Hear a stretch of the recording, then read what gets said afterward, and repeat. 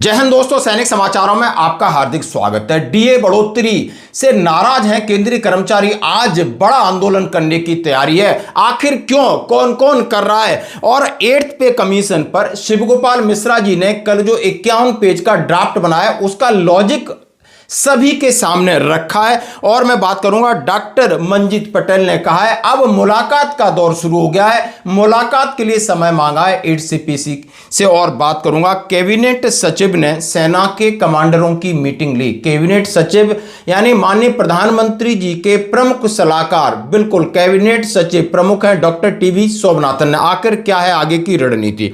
तो आइए दोस्तों खबरें करते हैं विस्तार से। सबसे पहले सबको इंतजार है महंगाई भत्ते की घोषणा।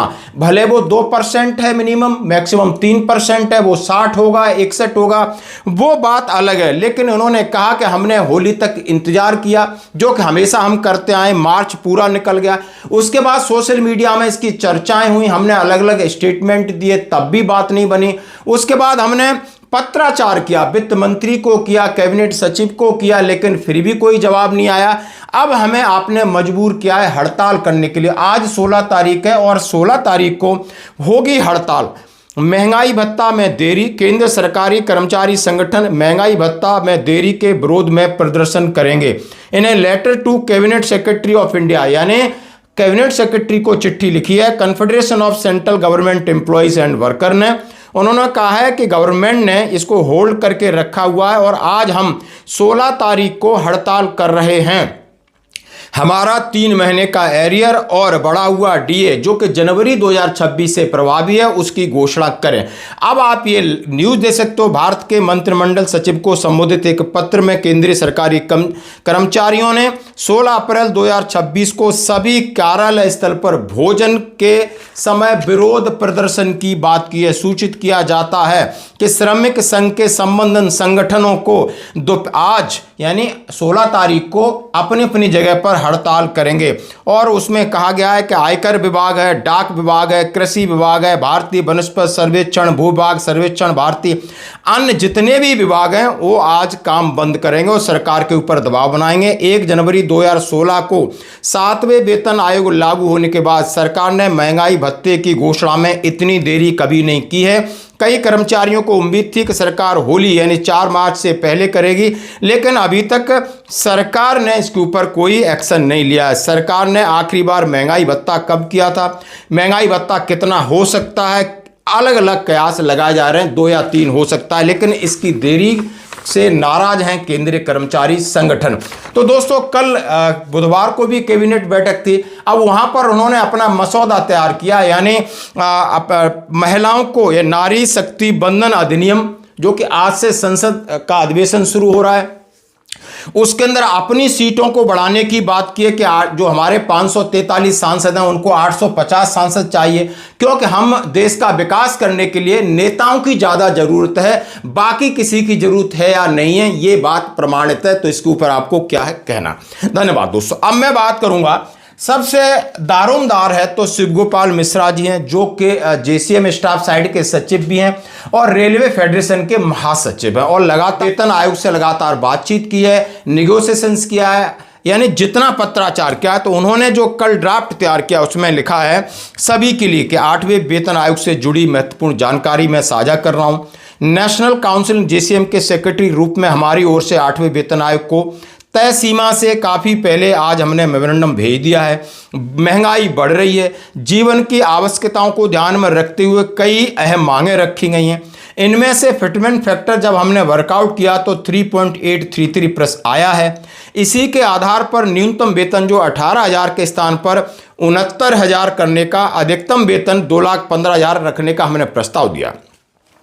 हमारा जो लॉजिक था वो था फैमिली यूनिट को 5 करने की मांग।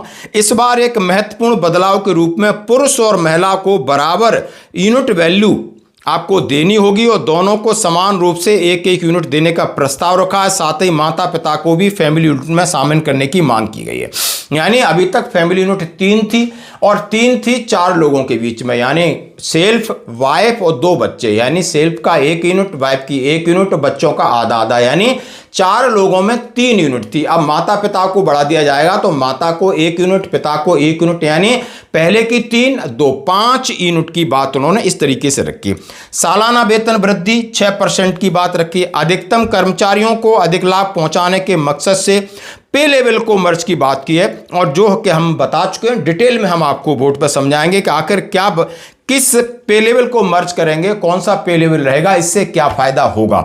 साथ ही उन्होंने बहुत सारी चीजें ग्रेच्युटी को लेकर के, कम्यूटेशन को लेकर के, ओपीएस को लेकर तमाम चीजें रखी, लेकिन ये इन्होंने मोटा मोटा अपना संदेश सभी को दिया है कि इसके ऊपर, यानी ये फिटमेंट फैक्टर होगा और ये न्यूनतम वेतन होगा, ये हमारे मेन मुद्दे होंगे और इनसे ही सबका फिर, चाहे पेंशनर है चाहे कर्मचारी भला होगा, इसी के ऊपर। और सबसे अनुरोध किया कि लगभग कोई भी अपना ड्राफ्ट भेजता है, भले उसका वेटेज कम हो, मैक्सिमम लड़ाई इन्होंने लड़नी है। इन्होंने अपनी रणनीति साफ साफ कह दी है। अगली मीटिंग है जो आप समझ सकते हो दिल्ली में, महीने के लास्ट में इनके साथ उनकी मीटिंग है। धन्यवाद दोस्तों।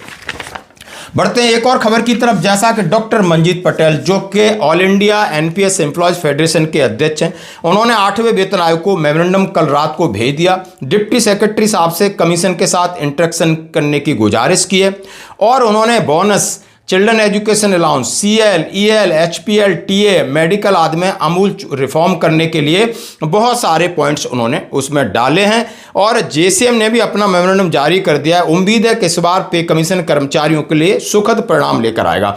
यानी ये काफ़ी कॉन्फिडेंट हैं। उन्होंने कहा है कि अच्छा कुछ न कुछ निकल के आएगा। Thanks for submitted the memorandum representation.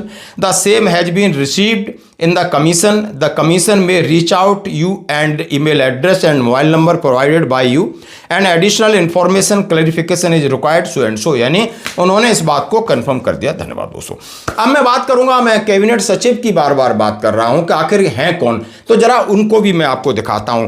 कल उन्होंने हमारे चीफ ऑफ आर्मी स्टाफ के साथ सेना के बड़े जनरलों की एक मीटिंग ली और ये हैं डॉक्टर टीवी सोमनाथन साहब, जो सीनियर मिलिट्री लीडरशिप को संबोधित किया। देश की तैयारी के लिए जरूरी स्ट्रेटेजिक जरूरतों पर जोर दिया कि आखिर देश कैसे तरक्की करेगा और सेना का क्या योगदान हो सकता है। कैबिनेट सचिव ने सेना कमांडरों के साथ सम्मेलन को संबोधित किया। नई दिल्ली में चल रही आर्मी कमांडर्स कॉन्फ्रेंस के दौरान cabinet secretary doctor TV Somanathan ने सीनियर मिलिट्री लीडरशिप को संबोधित किया। उन्होंने सॉवरेन यानी आर्टिफिशियल इंटेलिजेंस मॉडल्स के डेवलपमेंट की बहुत जरूरतों पर जोर दिया और बदलते जियोपॉलिटिकल माहौल में मजबूत सप्लाई चेन्स की अहमियत पर जोर दिया। उन्होंने सिविल मिलिट्री कॉपरेशन को बढ़ाने की अहमियत पर जोर दिया और इस बात पर जोर दिया कि लड़ाई और शांति के समय दोनों ही हालात में सबसे अच्छे नतीजे पाने के लिए पूरी देश का नजरिया एक जैसा होना चाहिए। ऑडियंस के साथ बातचीत के दौरान उन्होंने आत्मनिर्भर को सिर्फ एक पॉलिसी के तौर पर नहीं बल्कि एक सोच के तौर पर बताया, जहां हर सेक्टर, हर संस्था, हर नागरिक एक आत्मनिर्भर मजबूत भारत बनाने में योगदान करे। तो धन्यवाद दोस्तों, आज की खबरों में इतना ही। बने रहिए हमारे साथ। Thank you.